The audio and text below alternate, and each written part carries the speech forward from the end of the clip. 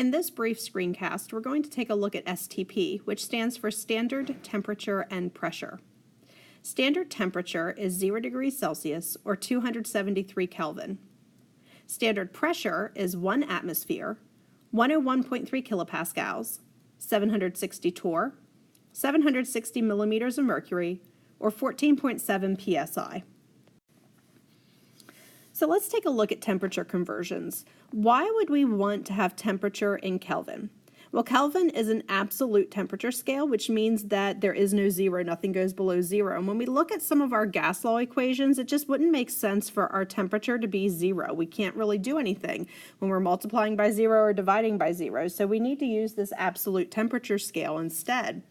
To convert between degrees Celsius and Kelvin, if you're given a value in degrees Celsius, you're going to add 273 to that value to get Kelvin. And then if you were given Kelvin and you wanted degrees Celsius, you would subtract 273.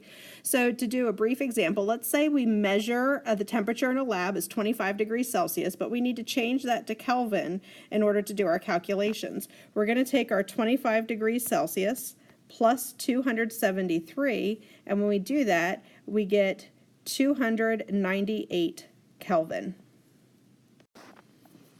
Well, temperature conversions weren't too bad, but what about pressure conversions? Well, remember the initial slide where I told you the standard pressures? Well, that's how we're going to do pressure conversions. 1 atmosphere is equal to 101.3 kilopascals, is equal to 760 torr, and that's equal to 760 millimeters of mercury, and that's also equal to 14.7 psi.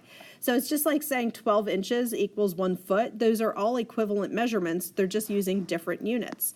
So how do we convert from 720 torr if we need that value in kPa? Well, remember all the way back at the beginning of the year when we did dimensional analysis conversion problems? It's back. So we're going to take our 720 torr over 1. I want torr to cancel, so it's going to go on the bottom of my next fraction.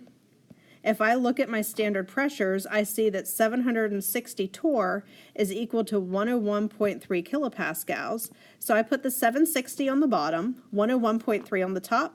My unit of torr will cancel. And then to solve the problem, I'm taking 720 times 101.3 divided by 760, and I end up with a pressure of 95.97 kPa. So you can convert between any two pressure units using these standard pressures. You will need to memorize these for the test, so make sure you have them written down somewhere and that you're learning them along the way.